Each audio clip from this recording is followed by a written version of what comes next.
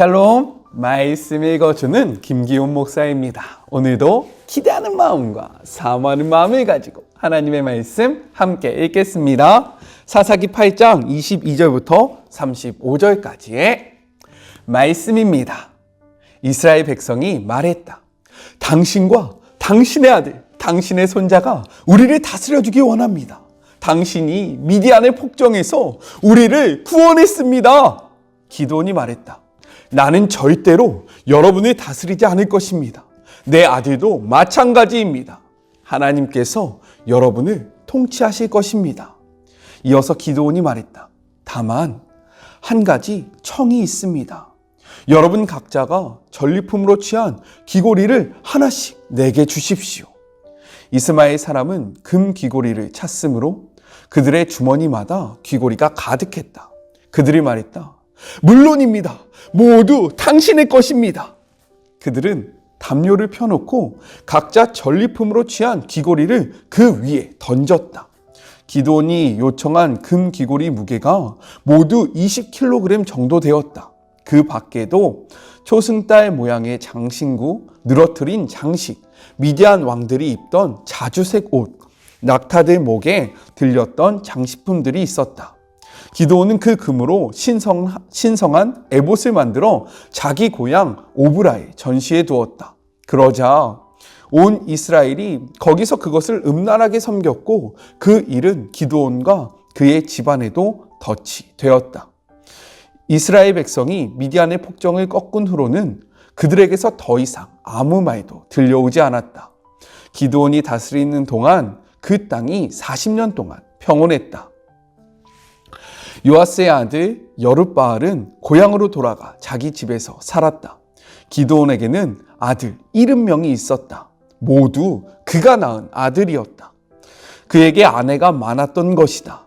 세겜에 있는 그의 첩도 아들을 낳았는데 기드온은 그의 이름을 아비멜렉이라고 했다. 요아스의 아들 기드온은 술을 다 누리고 죽었다.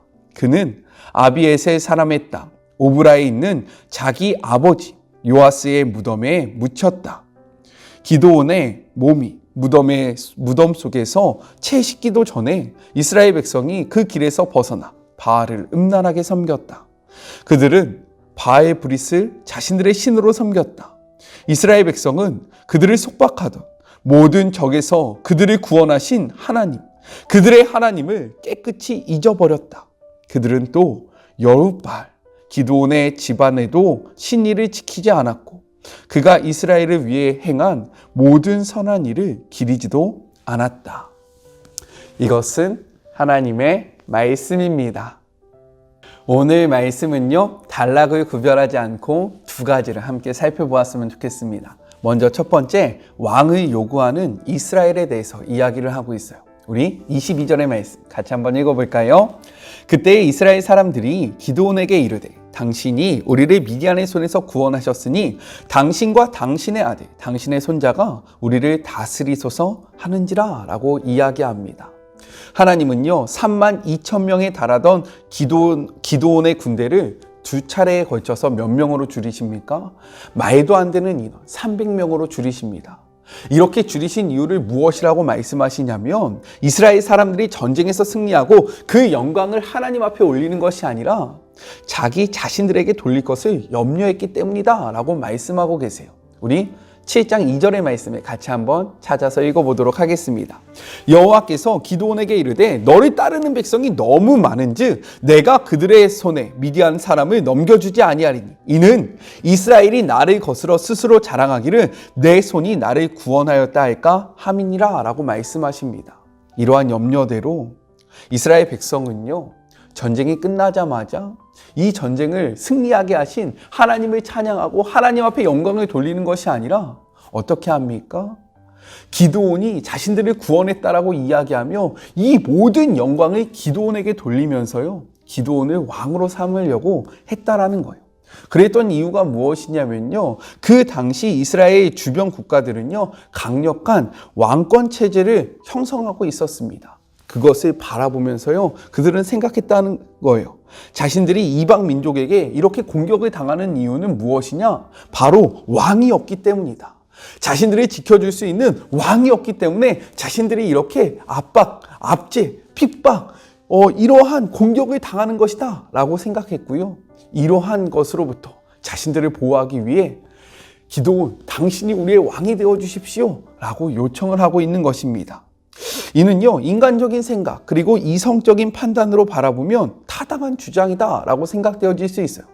다른 민족들은 다 왕이 있고 우리는 왕이 없어. 그런데 다른 민족들이 우리보다 강한 것 같아. 그리고 실제로 다른 민족들이 우리를 침략해. 이것이 왜 그런가 이성적으로 생각해 보니까 그들은 있고 우리에게 없는 것, 그것은 왕이다. 그렇기 때문에 우리에게도 왕이 필요하다라는 결론을 충분히 내릴 수 있다는 사실입니다. 그런데요, 이들이 놓치고 있는 매우 중요한 사실이 있었습니다. 그것이 무엇이냐면 여호와 하나님께서 그들을 보호하시고 다스리시는 진정한 왕이 된다라는 사실을 그들은 인정하지 못했고 생각하지 못했다라는 거예요. 또한 그들이 이방 민족에게 압제를 받는 이유가 그들이 약하기 때문이 아니라, 자신들이 약하기 때문이 아니라 하나님의 목전에 악을 행하기 때문이다 라는 사실을 바라보지 못했고요, 인정하지 못했다라는 사실입니다. 그렇기 때문에 이스라엘 백성들은요, 진정한 구원자 되시는 하나님을 찾기보다, 그분 앞에 엎드려 기도하기보다, 그들 하나님의 인도를 구하기보다 무엇을 선택합니까? 눈에 보이는 기드온을 왕으로 삼고자 한 것입니다. 다윗은요, 이렇게 고백하고 있어요. 시편 121편 1절의 말씀입니다. 내가 산을 향하여 눈을 들리라. 나의 도움이 어디서 올까? 2절 말씀입니다. 나의 도움은 천지를 지으신 여호와에게서로다. 아멘이십니까? 우리의 도움은요, 우리 눈앞에 보이는 내가 의지할 만한 그런 것으로부터 오는 것이 아니라 우리의 도움은 천지를 지으신 여호와, 전지전능하신 여호와, 전쟁에 능하신 여호와, 이 땅의 진정한 통치자 되시는 하나님께 있음을 우리는 기억해야 한다는 거예요. 오늘 이 말씀에 멈춰서서 믿음의 눈을 들어 우리를 도와주시는 하나님을 바라보며 그분을 전적으로 의지하는 하루가 되기를 진정으로 소망합니다. 둘째예요, 왕관이 없는 왕이 된 기드온에 대해서 이야기를 하고 있습니다. 왕이 되어달라는 이스라엘의 백성에게 기드온은요, 이렇게 대답해요. 23절의 말씀입니다. 기드온이 그들에게 이르되 내가 너희를 다스리지 아니하겠고 나의 아들도 너희를 다스리지 아니할 것이요 여호와께서 너희를 다스리시리라 하니라 라고 이야기합니다. 이는요, 언뜻 보면 신앙인으로서 매우 모범적인 답을 한 것으로 생각되어집니다. 그렇지 않습니까? 기드온 너무 멋있다. 하나님께서 너희를 다스려 주실 것이다 라고 이야기하니까요, 정말로 너무 멋있지 않습니까? 그런데요, 그의 고백에 빠진 부분이 있다는 거예요. 매우 중요한 부분이 빠졌습니다. 그것이 무엇이냐? 여호와께서 우리에게 승리를 주셨기 때문입니다 라는 고백이 빠져 있다는 거예요. 이 고백이 왜 중요하냐? 지금 이스라엘 백성은요, 이 기적적인 승리가, 그렇지 않습니까? 300명과 13만 5천 명이 싸웠어요. 약 이때 450명이 싸운 겁니다. 그런데 이 전쟁에 승리했어요. 이 기적적인 승리에, 지금 이 승리의 중요 인물을 누구로 생각하고 있습니까? 하나님으로 생각하는 것이 아니라 기드온으로 생각하고 있는데요, 기드온은요, 이러한 백성들의 잘못된 생각을 고쳐주지 않고 있다는 거예요. 하나님 앞에 영광을 돌리고 있는 것 같으나 그의 말은요, 자세히 따져보면 하나님의 영광의 자리에 자신의 이름을 같이 놓고 있다는 사실을 다시 한번 발견할 수 있습니다. 기드온은요, 예전에도 그랬어요. 언제입니까? 하나님을 위하라, 기드온을 위하라 라고 이야기하면서요, 온전히 하나님 홀로 영광 받으셔야 하는 그 영광의 자리에 자신의 이름을 슬쩍 끼워 넣었습니다. 그런데 오늘도요, 기드온은 하나님께서 너희를 다스릴 것이다 라고 멋지게 고백은 하고 있으나 이 전쟁의 승리, 이 말도 안 되는 승리의 영광을 자신이 취하고 있다는 거예요. 이러한 기드온의 본심은 이후에 그의 삶을 보면요, 4가지 모습을 통해서 나타납니다. 먼저는요, 금 귀고리를 요구했다라는 거예요. 백성에게 선물을 요구하는 것은 어떠한 의미이냐? 백성에게요 순종을 요구하는 행위였다라는 거예요. 그리고 그가 받은 금의 양은요 왕의 금고에 적합한 양, 몇 킬로라고 이야기합니까? 20kg이라고 이야기하고 있어요. 대단한 양입니다. 또한 더불어 받았던 폐물과 의복 역시 미디안 왕들이 사용했던 것으로 집붕상 왕은 아니었지만 그는요 왕의 자세를 취해서 왕처럼 행동하고 있음을 우리가 발견할 수 있다는 거예요. 둘째로 그가 에봇을 만들었다라는 겁니다. 우리 27절의 말씀을 같이 한번 읽어볼까요? 기드온이 그 금으로 에봇 하나를 만들어 자기의 성읍 오브라에 두었더니 온 이스라엘이 그것을 음란하게 위함으로 그것이 기드온과 그 집에 올무가 되니라 라고 기록하고 있습니다. 에봇은요 구약시대에 대제사장이 입었던 옷으로 언제 사용했느냐, 이것이 중요합니다. 하나님의 뜻을 물을 때 사용했던 옷입니다. 기드온은 이러한 에봇을 금으로 만들어서요 어디에 가져다 둡니까? 자신의 딥으로 가져다 둔다라는 거예요. 근데 이것이 문제가 됩니다. 왜냐하면 이스라엘 백성으로 하여금 하나님의 뜻을 물으러 그 당시 하나님의 법궤가 있던 실로로 가는 것을 방해하고요, 실로로 나아가던 이스라엘 백성을 돌이켜서 자신의 집으로 모이게 했다라는 거예요. 뿐만 아니라 대제사장이 아닌 자신이 하나님의 뜻을 중개하는 사람인처럼 잘못 인식하게 이스라엘 백성에게 혼선을 주었다라는 거예요. 대제사장을 통해서 하나님의 뜻을 구하고 하나님의 뜻을 알아야 하는데 자신이 마치 대제사장인 것처럼 하나님의 뜻을 구하고 하나님의 마음을 대언하는 자처럼 이스라엘 백성에게 혼란을 주고요, 그러한 역할을 감당했다라고 이야기하는 것입니다. 그렇기 때문에 이는요, 즉 자신을 높이게 되는 계기가 되었음을 우리가 말씀을 통해서 확인해 볼 수 있는 거예요. 셋째, 그는 많은 아내와 첩을 두었다라는 겁니다. 성경은요 무엇이라고 이야기하냐면 이 모든 아들이 정말로 그에게부터 났다, 즉 난잡한 성생활을 했다라는 것을 분명하게 기록하고 있습니다. 또한 하나님은요 이방인들과 결혼할 것을 금지하셨는데도 말미암고 이는요 세겜의 여인을 첩으로 맞아들입니다.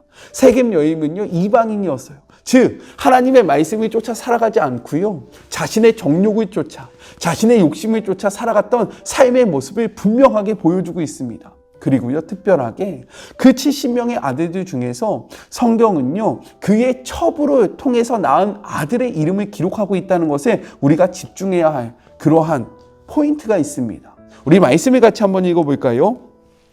31절의 말씀입니다. 세겜에 있는 그의 첩도 아들을 낳았으므로 그 이름을 아비멜렉이라 하였더라 라고 이야기합니다. 아비멜렉의 이름의 뜻이 무엇인 줄 아십니까? 나의 아버지는 왕이다 라는 뜻을 가지고 있어요. 이는 두 가지로 해석이 되어질 수 있습니다. 여기서 나의 아버지를요 기드온으로 바라보는 거예요. 즉 기드온이 자신의 아들에게 이름을 지어줄 때 너는 아비멜렉이야 라고 이야기하면서 나는 왕이다 라고 선포했다라는 거예요. 또 한 가지는요 나의 아버지를 하나님으로 바라보는 겁니다. 즉 자신의 아들에게 이름을 주어주면서 너의 하나님은 왕이시다 라고 고백했다라는 거예요. 그런데 그거 아십니까? 진정한 고백은 그의 삶을 통해서 증명되어야 하는데요 그 이후의 삶, 그가 살고 있는 그의 삶을 바라볼 때 이것은 두 번째 의미, 나의 하나님은 왕이시다 라는 의미가 아니라 나는 왕이다 라는 의미에 더욱더 가깝다라는 거예요. 실제로 그의 아들 아비멜렉의 이제 삶이 기록되어 있거든요. 그의 삶을 보면 이의 의미가 하나님을 높이는 것이 아니라 기드온을 높이고 있음을 확인할 수 있습니다. 마지막 넷째는요 기드온이 죽어서 왕족의 묘실에 묻혔다라는 거예요. 사사기는 그의 죽음을 이렇게 표현하고 있습니다. 32절의 말씀입니다. 요아스의 아들 기드온이 나이가 많아 죽음에 아비에셀의 사람 오브라에 있는 그의 아버지 요아스의 묘실에 장사되었더라. 혹시요 이 표현이 어디서 익숙한 그런 표현으로 느껴지지 않습니까? 이러한 표현은요 열왕기 상하, 역대 상하에 나오는데요 보통 왕이 죽었을 때 나타내주는 그러한 표현입니다. 사사기는요 지금 어떻게 이야기하고 있느냐, 이스라엘 왕들이 죽었을 때 사용했던 표현으로 마치 그의 아버지 요아스가 왕조를 시작한 것처럼 표현하고 있다는 거예요. 이렇듯 기드온은 왕의 자리를 거부한 것처럼 보이나 실제로 그는 왕관이 없는 왕의 삶을 살았다라는 거예요. 입술로는 하나님을 높이고 하나님께 영광을 돌리는 것 같으나 그의 삶을 보면요, 하나님이 취해야 하는 그 영광을 모두 다 취하면서 모든 것을 누리며 음란하게, 그리고 하나님의 뜻에 맞지 않는 삶을 살았음을 우리가 확인할 수 있습니다. 그런데 우리가 이 말씀 앞에 멈춰서서 우리의 삶을 돌아볼 때 과연 기드온도 어떻게 이럴 수 있었냐? 이렇게 기드온만 욕할 수 있을까? 아니라는 거예요. 이러한 기드온의 모습이 즉 우리의 모습임을 발견해야 합니다. 우리는 입술로는 하나님을 높여드립니다.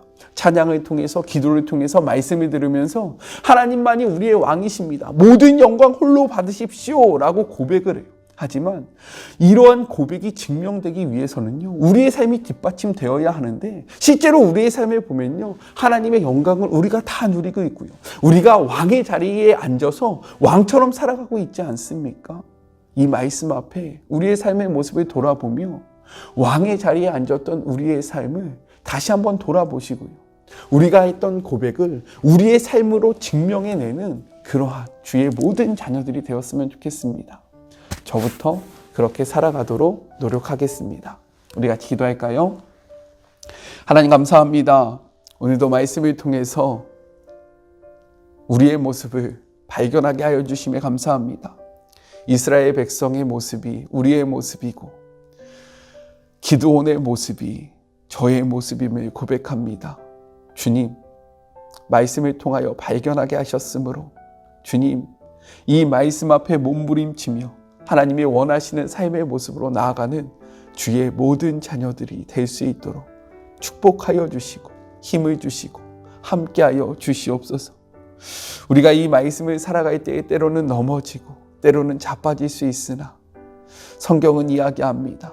의인은 넘어짐이 없는 사람이 아니라 7번 넘어졌을 때 8번 일어나는 자라고 말씀하셨사오니 7번 넘어졌을 때 8번 일어나 주님 곁으로 나아가는 주의 모든 자녀들이 되게 하여 주시옵소서.